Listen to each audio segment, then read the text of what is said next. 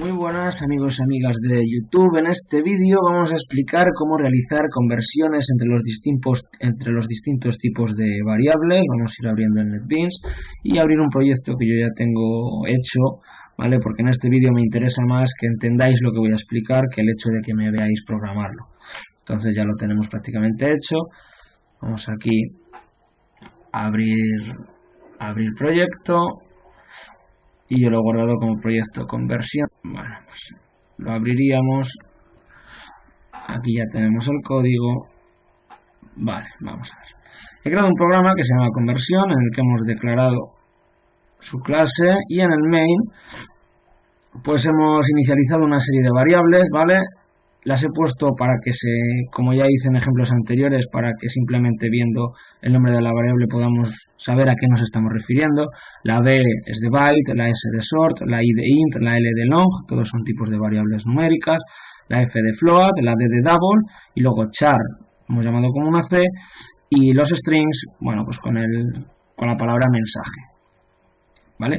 Una vez que sabemos esto, vamos a ver cómo realizar las conversiones entre unos tipos de datos y otros, porque muchas veces esto nos es necesario hacerlo y a veces es fácil y otras veces no lo vemos tan sencillo, porque nos metemos en sitio, nos dicen que lo hagamos en foros y cosas así, nos dicen que lo hagamos de cierta manera, nosotros lo metemos en nuestro código, lo tenemos exactamente igual que 5.000 personas que han dado a like y dicen que les funciona, y a nosotros no nos está funcionando, la variable no nos la está pasando bien. ¿Y por qué pasan esas cosas? Porque esas cosas pasan y tienen su explicación. Entonces vamos a ver cómo se pasan correctamente variables de una forma ordenada y sobre todo entendiendo lo que hace el programa cuando coge una variable y la mete en otra, ¿vale? Entonces nosotros las hemos declarado con un valor, pues 11, 22, 33, 44, lo he hecho así para que más o menos ya viendo simplemente el número que sale yo pueda saber a qué variable nos estamos refiriendo. Las declaraciones, bueno, pues ya las vimos en vídeos anteriores sin ningún problema. Entonces vamos a ver el primer tipo de conversiones que podemos hacer, que son las conversiones numéricas directas, ¿vale? Que es convertir de forma directa una variable, por ejemplo, tipo int en un long, sort en un long, byte en un long, sort en un int, byte en un int, un byte en un sort o un float en un double. ¿Por qué esta combinación de variables en las conversiones numéricas directas? Porque lo que estamos haciendo es meter variables de un tamaño más pequeño que la variable de destino, ¿vale? Las variables tipo long son variables que tienen 64 bits de memoria para almacenar su valor. Por lo tanto, si yo estoy metiendo un int, ¿vale?, que tiene 32, nos lo va a aceptar. Si yo estoy metiendo un sort que tiene 16, nos lo va a aceptar. Si estoy metiendo un byte que tiene 8, nos lo va a aceptar. Y lo mismo pasa con sort. Si lo metemos en un int, un byte en un int, un byte en un sort, ¿vale? Estaremos metiendo un valor de 8 bits en uno de 16, por lo tanto nos caben perfectamente, o un float en un double. Y las conversiones se realizan de esta manera, simplemente las igualamos, como cuando igualamos dos números int, uno y otro, ¿vale? Para pasar el valor que hay en una a la otra, pues aquí haríamos exactamente lo mismo y no nos daría ningún tipo de problema, porque está metiendo variables más pequeñas en variables más grandes. Estas son las combinaciones, estas 7 son las 7 combinaciones que podemos hacer en conversión directa. Si nosotros cogemos cualquiera de ellas y la descomentamos, ¿vale?, para que pase a ser ya no un comentario, sino una instrucción, perdón. Aquí lo que estamos haciendo es meter el valor que hay en sort, vale, lo diré, el valor que hay en S, que es la variable tipo sort, en la variable I, que es la variable tipo int, ¿vale? Entonces lo que estamos haciendo es meter este número 22 en la variable I y este 33 pues se lo va a cargar, ¿vale? Entonces vamos a hacer esto y vamos a sacar por pantalla el valor que tiene la I para ver si nos lo hace bien. Si nosotros ejecutamos este programa, vamos a ver si nos lo hace. Ahí está, valor 22. Esto es lo que nos ha sacado por pantalla, que es exactamente el valor que tenía la variable S tipo sort, ¿vale? Por lo tanto esto nos lo hace bien, sin problemas, y estas son las combinaciones que podemos utilizar. Por lo tanto, estas son las más sencillitas. Otro tipo de conversiones numéricas que se pueden dar son las conversiones numéricas indirectas.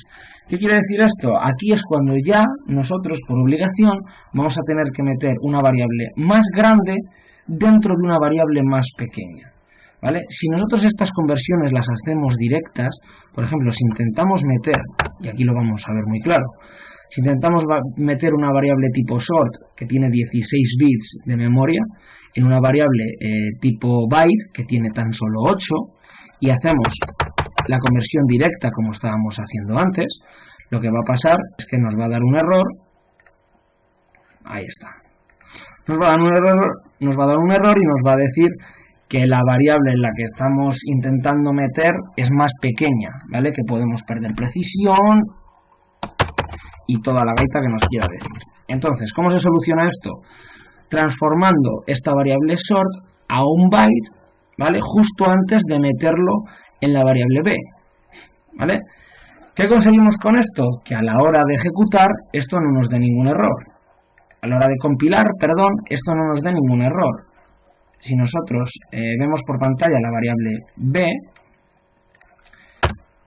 tendríamos que estar viendo el valor de la variable s, que es 22. Si nosotros lo hacemos, vemos cómo nos da 22. ¿Cuál es el problema de estas conversiones indirectas? Que hay que estar muy atentos a si la variable que nosotros vamos a meter en otra más pequeña no sobrepasa el rango de la más pequeña. Es decir, ahora mismo no nos ha dado ningún problema porque el número 22, ¿vale?, en decimal cabe perfectamente en un byte. ¿Cuál es el problema? Que si nosotros vamos a intentar meter el número 22.000, que también es un número tipo sort, a la hora de meterlo, esto nos va a compilar, pero el valor que nos va a pasar, el valor que va a salir por pantalla, el valor que va a meter en la variable b, ¿vale?, va a ser un valor que no va a tener sentido, ¿vale? Bueno, sí va a tener sentido. Me parece que lo que hace es va acumulando valores, y digamos que aquí saca el resto de lo que le queda al final, ¿vale? Entonces, esto no tiene sentido. Esto, a la hora de hacer este tipo de conversiones, lo normal es que lo acompañemos de un comparador de rango y, por ejemplo, aquí nunca nos deje salirnos pues de 127 en casos positivos, menos 128 en casos negativos, para que casos como este no sucedan. Y a esto es a lo que yo me refería al principio cuando decía que qué es lo que pasa cuando yo copio un código de internet en el que me dicen que se puede pasar de sort a byte perfectamente utilizando esta función, y ya os digo no sé cuántos mil likes, y llega nuestro programa y no nos funciona porque nos está haciendo una ridiculez. Vale, pues precisamente lo que nos está haciendo es esto. Seguramente estemos metiendo un valor en el byte que se está sobrepasando de los 16 bits de los 8 bits, perdón, que puede almacenar. Entonces ahí ya es cuando nos va a dar los problemas. Entonces, este tipo de conversiones se pueden hacer y se pueden hacer para el resto de datos numéricos en los que no se podían hacer conversiones directas, ¿vale? Podemos convertir cualquier dato en cualquier otro tipo. Lo voy pasando despacio por si os interesa alguno. Evidentemente no podemos probar todos porque si no el vídeo sería larguísimo y pesadísimo. Pero todas estas conversiones son válidas, funcionan, pero hay que tener en cuenta que en todas, absolutamente en todas, estamos metiendo números, variables más grandes en variables más pequeñas, ¿vale? Entonces esto hay que tener mucho cuidado a la hora de utilizarlo, ¿de acuerdo?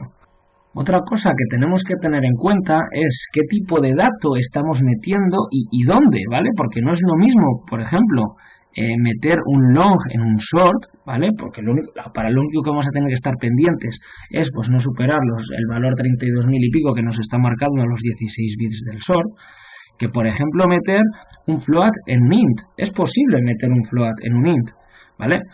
Pero siendo conscientes de qué, de que la parte entera del float no puede superar el rango que puede soportar una variable tipo int, y siendo conscientes de otra cosa, y es que la parte decimal del float la vamos a perder. El programa, antes de meterlo en la variable tipo i, este float lo va a tener que convertir en un int, y en ese momento va a tener que truncar los valores decimales y los vamos a perder, nos vamos a quedar tan solo con la parte entera. Por lo tanto, ¿Todas estas conversiones se pueden hacer? Sí, por supuesto que sí, pero siendo muy conscientes de lo que hace cada una de ellas, ¿vale? Y siendo coherentes con los resultados que vamos a obtener y tenemos también que sabernos anticipar a los posibles problemas que nos pueden dar este tipo de conversiones. Voy a hacer, por ejemplo, el ejemplo que os comentaba, un float que tiene valor pues 5,5, lo vamos a meter dentro de un int, por lo tanto aquí queremos sacar el i por pantalla. Lo hacemos, no nos da errores, todo perfecto. ¿Qué nos ha sacado? El número 5. ¿Por qué? Porque el float valía 5,5, pero este 0,5 se lo ha cepillado. Y es normal, o sea, tiene que hacer eso para transformarlo en un int y luego meterlo en la variable i. ¿Vale? ¿Se entiende? Remarco mucho esto porque luego todo esto no son más que problemas a la hora de ejecutar nuestros programas, porque suele haber mucha confusión entre compilación y ejecución. ¿Vale? Son cosas completamente distintas y lo que no podemos hacer es dedicarnos a parchear los programas hasta que el compilador sea capaz de compilarlo como sea, porque luego esos programas están cogidos con pinzas y porciones del programa muy importantes como la conversión de variables están muy verdes y al final lo que nos va a acabar dando es todo tipo de errores. No tiene nada que ver que un programa compile perfectamente a que el programa funcione bien. ¿Vale? Que un programa compile, lo único que nos dice es que el compilador, que es otro programa, ha sido capaz de crear un ejecutable, pero el hecho de que sea capaz de crear un ejecutable no tiene nada que ver con que este ejecutable luego vaya a funcionar bien o mal. Eso ya es cosa del programador y de que nosotros hayamos estado atentos a todas estas cosas que os comento. Entonces, estas son las conversiones numéricas indirectas. Y luego otras dos cosas que vamos a ver son las conversiones de strings, ¿vale? Que son algo diferentes porque evidentemente son variables con otras características, ¿vale? Si nosotros queremos convertir cualquier string en un byte, en un short, en un int, en definitiva, meterlo en otro tipo de variable, incluso en un char, lo que tenemos que hacer es, en el caso de variables numéricas, ¿vale? Es utilizar su propia clase, su método parse, y de esta manera nos va a meter el mensaje en la variable numérica, ¿de acuerdo? Esto lo va a hacer siempre que el mensaje sea de tipo número. ¿Qué quiere decir esto? Vale, yo quiero meter la variable mensaje en un byte. Aquí la variable mensaje vale 77.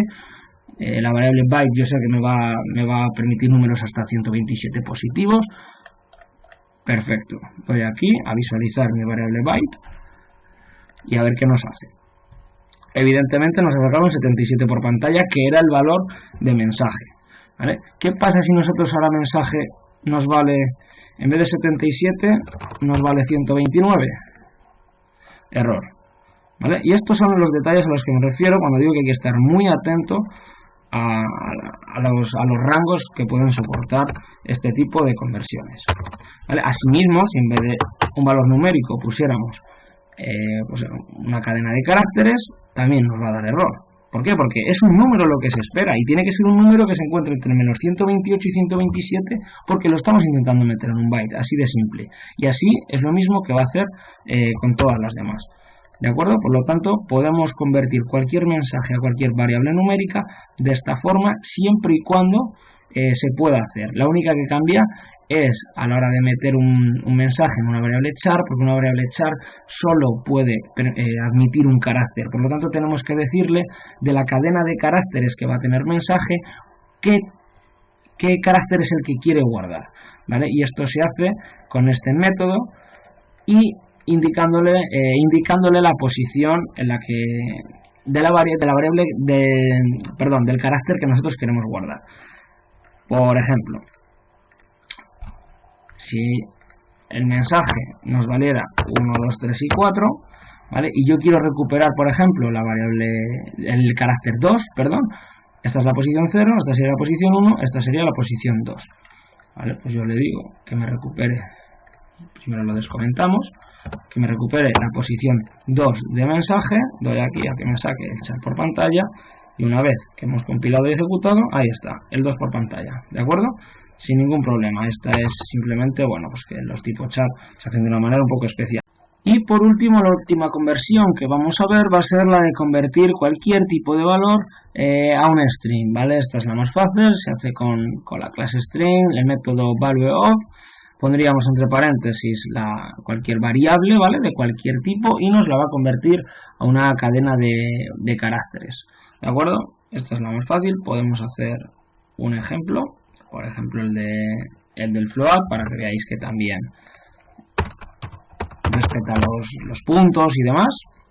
El valor del float es 5,5, por lo tanto lo único que va a hacer es guardar el mensaje 5,5 y ahí está, ¿vale? Es lo que nos está sacando por pantalla, así que lo está haciendo perfectamente. Así que con esto terminaríamos el vídeo. Se han mostrado todos los tipos de conversiones que se pueden hacer. Luego tenemos más formas de hacer conversiones y demás, pero bueno, de momento esto yo creo que ya es bastante útil, y lo único, tener cuidado para no cometer errores de ejecución, ¿vale? Porque los errores de compilación por lo menos nos lo va a avisar, pero los errores de ejecución no se avisan hasta que no suceden. Así que mucho ojito con eso. Espero que os haya gustado el vídeo. Si es así, darle a like y suscribiros, y nos vemos en el siguiente. Chao.